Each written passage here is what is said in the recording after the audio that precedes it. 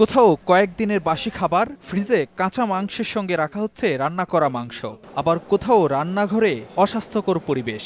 রাজধানীতে ঢাকা দক্ষিণ সিটি কর্পোরেশনের ভ্রাম্যমাণ আদালতের ভেজাল বিরোধী অভিযানের তৃতীয় দিনে চোখে পড়েছে এমন চিত্র।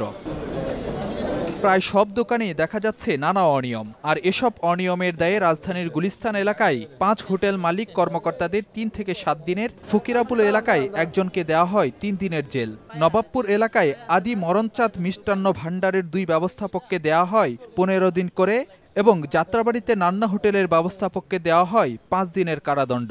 তবে নানা কথায় দায় এড়ানোর চেষ্টা করলেন দণ্ডিতরা। মালিক পক্ষ আছে, অন্যান্য ম্যানেজার আছে, ম্যানেজমেন্ট তো আমি একা না, আমি সবাইকে নির্দেশ দিচ্ছিল, আমার একার পক্ষে সকল কিছু সম্ভব না। এদিকে অস্বাস্থ্যকর উপায়ে খাবার তৈরি, লেবেলবিহীন খাবার বিক্রি সহ বিভিন্ন অভিযোগে বেশ কয়েকটি প্রতিষ্ঠানকে মোট 5,59,000 টাকা জরিমানা করেছে ভ্রাম্যমাণ আদালত, যার মধ্যে গুলিস্তান এলাকায় হাজি বিরিয়ানিকে 1,65,000 টাকা, পেনাং রেস্টুরেন্টকে 1 লাখ টাকা, নবাবপুর এলাকায় গোলাপশাহ বেকারিকে 1 লাখ টাকা জরিমানা করা হয়। দীর্ঘদিনের খাবার, পচা খাবার এবং গন্ধযুক্ত খাবার এবং ক্ষেত্র বিশেষে আপনার ছত্রাক পড়ে থাকা খাবার দেখা যাচ্ছে।